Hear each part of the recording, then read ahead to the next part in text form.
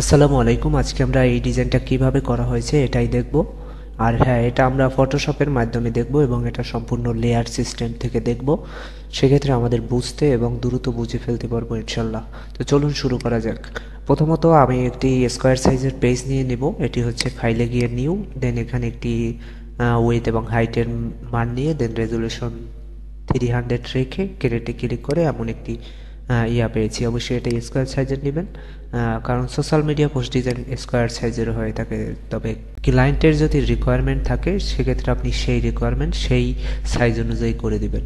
তো প্রথমতই আমি একটি কালার নিয়ে নিলাম, ব্যাকগ্রাউন্ড কালার। দেন হচ্ছে আমি এই সাইড থেকে একটু আপনাদেরকে বোঝানোর জন্য আমি প্রোডাক্ট হচ্ছে আমাদের এইটা।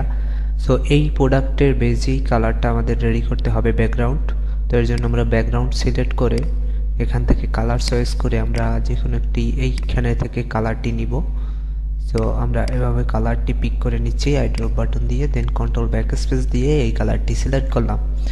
এর পরবর্তীতে আমরা উপর থেকে একটি শ্যাডো দিয়েছি, যেটা ব্রাশ টুল থেকে হোয়াইট কালারটা সিলেক্ট করে দেন আমরা এভাবে একটি শ্যাডো দিয়ে এটা মুভ টুলের সাহায্যে বড় করে নিয়ে এভাবে এটাকে ছড়িয়ে দিয়েছি। এরপরে হচ্ছে আমরা সার্কেল নিয়েছি, যার ফলে এখান থেকে দেখতে পাচ্ছেন শ্যাডো। এটা আমরা এই ইলিপস টুল থেকে সার্কেল নিয়ে সেম এই কালার দিয়েছি। এই কালার দেওয়ার পর মানে ব্যাকগ্রাউন্ড কালার দেওয়ার পরে এটার ব্লেন্ডিং অপশনে গিয়ে আমরা এটাকে গ্রেডিয়েন্ট করেছি। গ্রেডিয়েন্টটা হালকা, এই দেখুন কালারটা একটু হোয়াইট রয়েছে এবং এই সাইডে এই কালারটা রয়েছে। এবং ড্রপ শ্যাডো হচ্ছে এটার একটি নর্মাল ড্রপ শ্যাডো দিয়েছি, যার ফলে এটা কিন্তু ভাষা ভাষা মনে হচ্ছে এই শেপটা।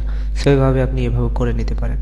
তো তারপরে এইটাকে ডুপ্লিকেট করে মানে এভাবে আলটা ক্লিক করে জাস্ট এটাকে নিচে ড্রাগ অ্যান্ড ড্রপ করে নিয়ে আসলাম। তারপরে এখানে একটি বসালাম, এই কর্নারেও একটি বসালাম এবং এই সাইডেও একটি বসালাম। তো আপাতত আমরা এইটাকে অফ রাখি, আমাদের মূল ডিজাইনে হয়তো বা হ্যাঁ ছিল, তো আমরা এটাকে দিয়ে নিতে পারি। এটাকে দিয়ে রাখলাম। এরপরে হচ্ছে আমাদের টেক্সটটা, এটি হচ্ছে প্রোডাক্টের টেক্সট। তো এটাকে দিলাম এখান থেকে, দেওয়ার পরে এটাকেও গ্রেডিয়েন্ট অ্যাপ্লাই করেছি। এটা তো টাইপ টুল নিয়ে ইজি লিখবেন, বড় হাতের হাত দিয়ে আমি লিখেছি, আপনার প্রোডাক্টের ক্ষেত্রে যেমনটা হবে তেমনভাবে লিখবেন। সো এরপরে আমরা গ্রেডিয়েন্ট দিয়েছি নিচ সাইডে, এইখান থেকে একদম পিক করে নিচ্ছি কালারটা, যাতে এই ব্যাকগ্রাউন্ডের সাথে অ্যাডজাস্ট হয়েছে এমনটা মনে হয়। এই যে দেখতে পাচ্ছেন এখান থেকে একদম হুবহু এইভাবে কালারটি একদম মিলিয়ে নিয়েছি, যার ফলে এখানে মিশে গেছে ব্যাকগ্রাউন্ডের সাথে এমনটা কিন্তু মনে হচ্ছে। তো এরপরে আমরা ওকে করলাম, দেন ওকে। আর উপর সাইডে আমরা গ্রেডিয়েন্ট কালারটা উপর সাইডে একটু নিচের এই কালারটা পিক করেছি, যার ফলে এমনটা মনে হচ্ছে, মানে নিচে টুবার দিয়েছি উপরটা নিচে, এভাবেই দিয়ে গ্রেডিয়েন্ট অ্যাপ্লাই করলাম।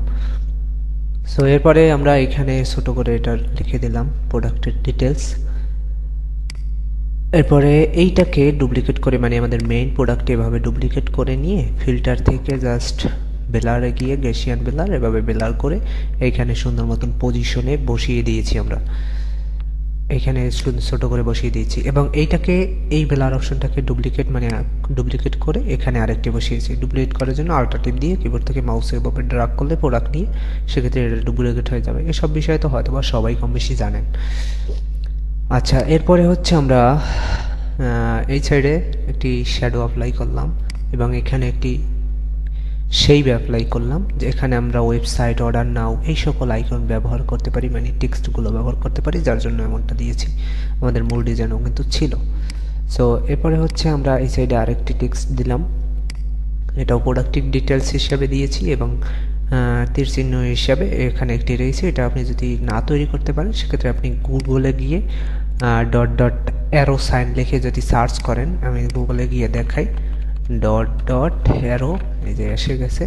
ডট ডট অ্যারো লিখলে এভাবে গুগলে অসংখ্য অ্যারো পাবেন। যদি আপনি ডট ডটটা না দিতে চান সেক্ষেত্রে শুধু অ্যারো লিখবেন, সেক্ষেত্রে দেখবেন কিন্তু অ্যারো সাইনগুলো চলে আসছে। তো আপনি এভাবে চাইলে এখান থেকে করতে পারেন। আচ্ছা, এরপরে আর কি রয়েছে আমরা দেখতে পাচ্ছি, এই সাইডে অর্ডার নাও এখানে বাটন রয়েছে, দেন ওয়েবসাইটটি অ্যাড করে দিচ্ছি। এরপরে এখানে লোগোটা অ্যাড করলাম, এইখানে মেইন ব্র্যান্ডের নামটা দিয়েছি। সো এবার দেখি আমাদের মূল ডিজাইনটি কেমন ছিল। আমাদের মূল ডিজাইনটা এটা ছিল এবং আমাদের কমপ্লিট করা ডিজাইনটা কিন্তু এই। আশা করি প্রসেসটি বুঝতে পারছেন যে কিভাবে এই ডিজাইনটি রেডি করতে হয়েছে। তো আপনারা চাইলে এর ভিন্ন টাইপের ভিন্ন প্রোডাক্ট নিয়ে অন্য ডিজাইন দাঁড় করাবেন, সেক্ষেত্রে আপনাদের ডিজাইন স্কিলটা আরও ভালো হবে।